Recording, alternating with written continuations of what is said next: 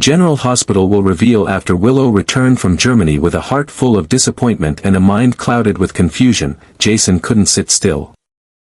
He had believed that his suggestion, having Willow meet Michael face-to-face in Baden-Baden, was the best way to help them reconnect. But what Willow recounted upon her return didn't sit right with him. Jason knew Michael better than anyone else, and he was certain Michael would never shut the door on Willow, especially when it came to something as crucial as their children. Yet at the hospital, the receptionist had coldly insisted that Michael refuse to see her. That contradiction was too glaring for Jason to ignore, and it compelled him to start investigating every detail. A short call to Michael in Germany shattered the illusion completely. Michael, clearly stunned, confirmed that he had never been told Willow was there. If he had known, he swore he would have spoken to her immediately, no matter his condition. In that moment, Jason realized a lie had been carefully planted. And the only person with motive and opportunity to orchestrate such deceit was Drew. Jason didn't hesitate. He made swift arrangements and flew back to Germany without informing anyone. Upon arrival at the hospital, he quietly approached the front desk, the same place Willow had been turned away. He didn't need to threaten or intimidate. A substantial sum of money and a promise to protect the woman's identity were enough. In a private conversation behind the reception area, she admitted that she had been paid by an American man to say Michael didn't want to be disturbed, especially not by a woman named Willow. When Jason asked for a description, it matched Drew perfectly. There was no doubt now, Drew had deliberately sabotaged the meeting between Willow and Michael, manipulating their emotional distance for his own purposes. When Jason returned to Port Charles, an unseen storm was already beginning to gather. Whispers about Drew's manipulative behavior began to circulate in political circles, media outlets, and the shadowy halls of the hospital. Willow seemed to sense that the truth was on the verge of coming out, but she remained silent, not out of weakness, but because she knew that once the truth was spoken, nothing in her family would ever be the same again. But it was Carly who could no longer remain still. She had seen too much, known too much, and sensed that things were spiraling out of control. Jason had already uncovered the truth. Michael had started to question inconsistencies. And Drew, the man she had tried to protect, was inching closer to public ruin.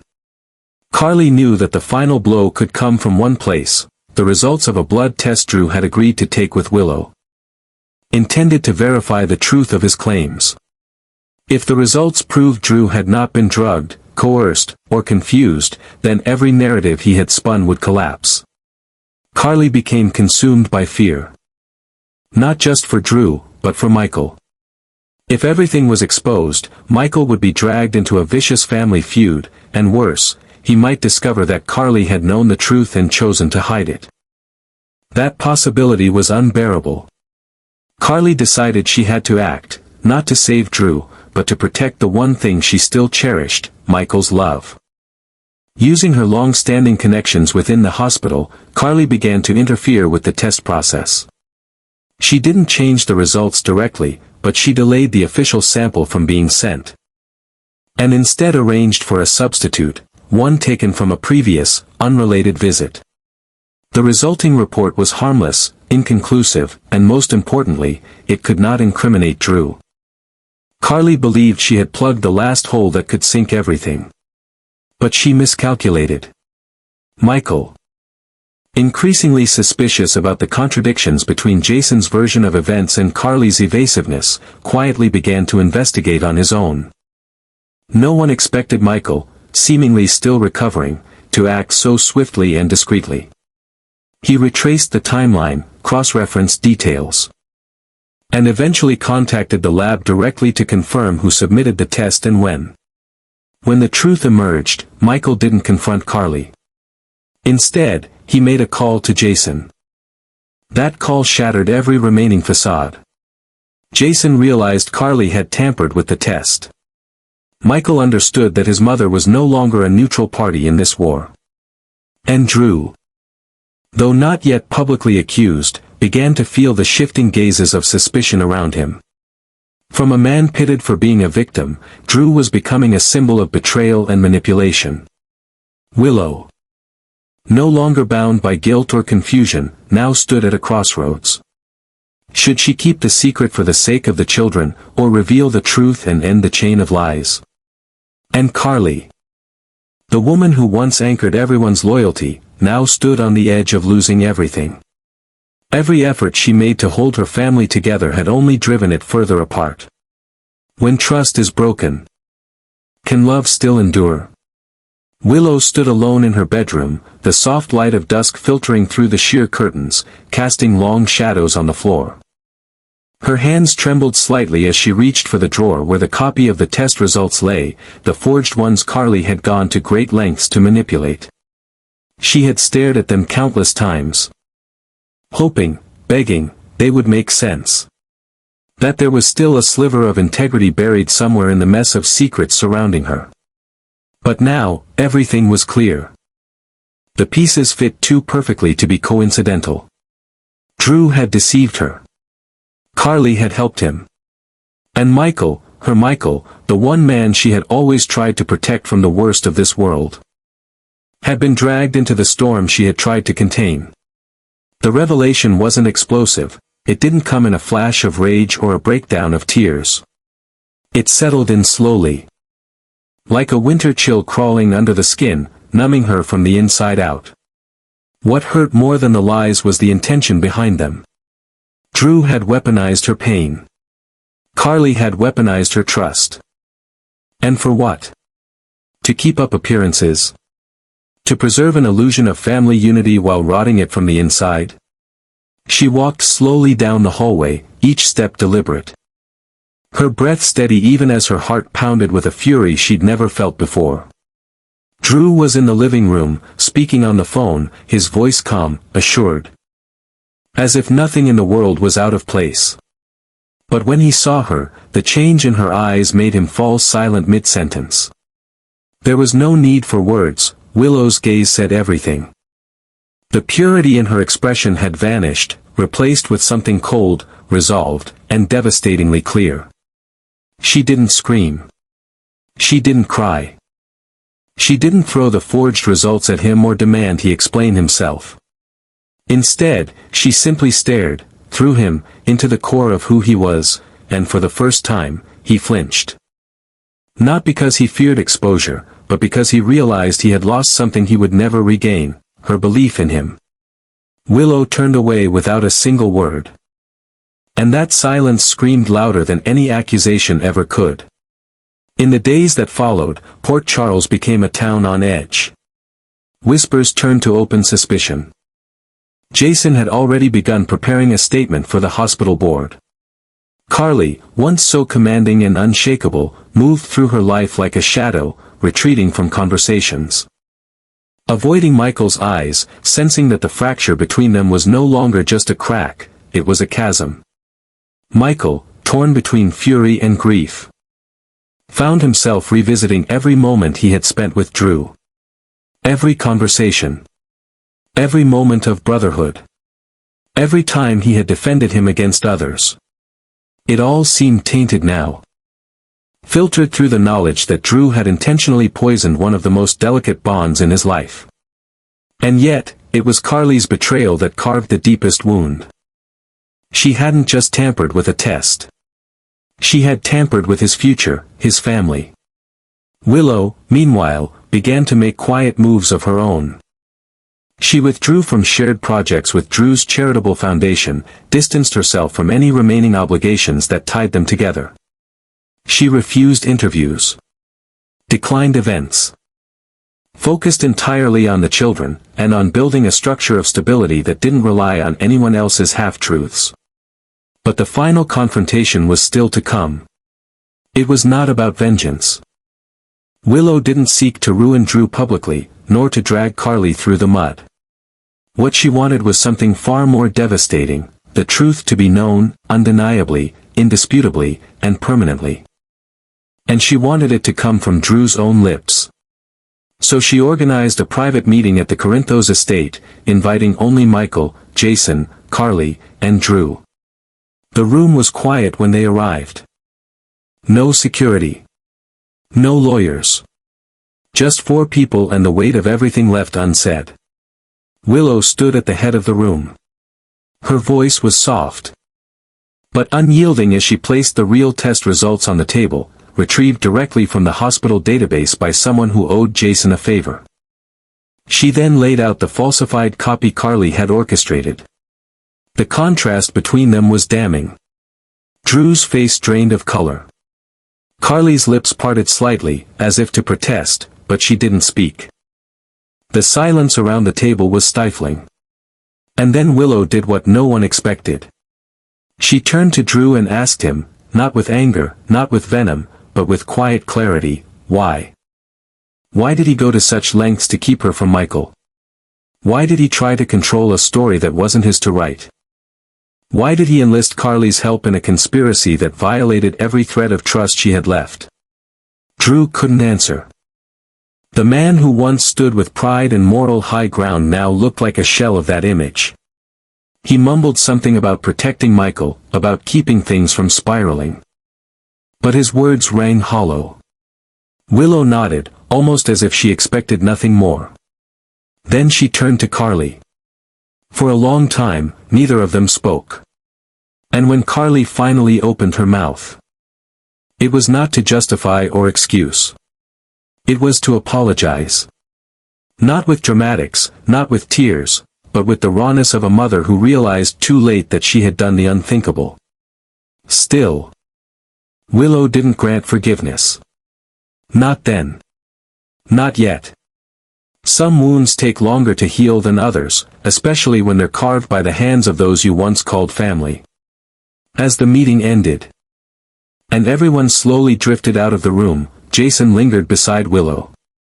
He didn't say much. He didn't need to. In the silence that followed, Willow finally allowed herself to cry, not because of the betrayal, but because she had finally, painfully, reclaimed her voice. In the days following that confrontation, the air around Michael grew heavier with every breath he took. The world outside his home continued its usual rhythm. Port Charles still bustled with morning coffee runs, midday hospital emergencies, and whispered rumors at the Metro Court, but for Michael, time had fractured. The reality he knew, the family he defended, and the trust he had built around those closest to him had all collapsed beneath him like a house built on rotted wood. The truth didn't come to him all at once. It was not a tidal wave that knocked him down, it was a slow, steady unraveling of everything he thought he understood. Each memory resurfaced with new clarity, Drew's evasions, Carly's carefully chosen words, the subtle way conversations had shifted when he entered the room. He had been manipulated, not only by a man he considered a brother, but by the woman who had given him life. He spent hours in silence, away from Willow, away from the children. Not because he didn't love them, but because he feared what this darkness might do if it spilled over into the light of their lives. He couldn't look Carly in the eye. Not after learning how far she was willing to go, not to protect him, but to control what he believed was true. And Drew, the betrayal from him was something deeper. Michael had fought for Drew's place in the family, defended him even when others raised concerns. Now, that same trust had been weaponized.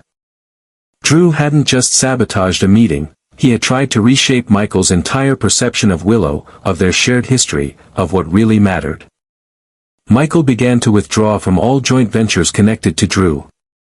At ELQ meetings, he sat quietly, offering no support for Drew's proposals. At charity functions, he sent regrets. He no longer answered Drew's messages.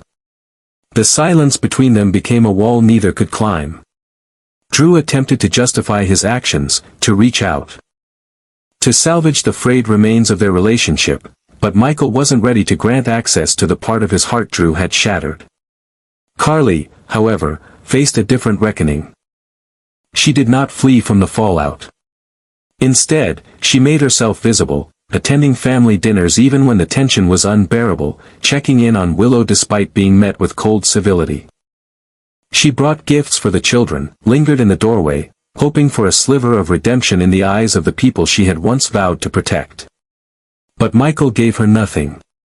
No words. No eye contact. Only distance. Carly's strength had always come from her resilience, her ability to bounce back from the worst of mistakes, but this time was different. She hadn't just betrayed a stranger or an enemy. She had betrayed her own son's trust. That kind of damage couldn't be covered with apologies or strategic damage control. It had to be rebuilt from the ground up, and she didn't know if there was even ground left to stand on. One night, Carly left a handwritten letter on Michael's porch.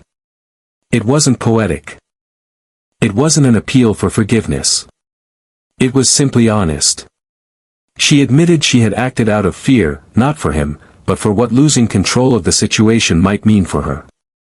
She acknowledged that her decision to alter the path of truth had not been about love, but about preservation of an illusion, of a legacy, of power. And she told him something else, something that lingered with him for nights afterward. She said she finally understood that love was not control. That real love let people hurt if it meant they could heal properly. That she had denied him that right. And now, all she could do was step back, and hope one day he would allow her the chance to stand beside him again, not as someone who dictated his truth, but as someone willing to finally listen. Michael read the letter several times. It didn't change the past. It didn't erase the betrayal. But it gave him something he hadn't felt in weeks, space to breathe. He still didn't speak to Carly. But the next time she came to drop off a toy for Wiley, he didn't shut the door immediately. He nodded, a gesture so small, yet to Carly, it felt like air after drowning. Meanwhile, Jason continued to support Willow quietly. He didn't push. He didn't ask for updates. He simply made sure she knew that, no matter how much chaos had surrounded her, someone was still standing firmly on her side. His calm presence brought a sense of grounding that Willow hadn't felt in months. She began to open up again, not just to him, but to herself. One afternoon, while watching Michael help Wiley ride his bike in the backyard, Willow realized something else had shifted. Michael wasn't broken. He was stronger. The pain had burned through the illusions, and what remained was a man more aware, more cautious, but also more centered. He had stopped asking, "Why did they do this?" and had started asking, "What will I do now?" In that clarity, Michael made a decision. He scheduled a meeting with the ELQ board. He announced a complete audit of recent projects that had been managed or influenced by Drew. Not to humiliate him. Not to retaliate. But to re-establish accountability in the one place where truth had been most compromised.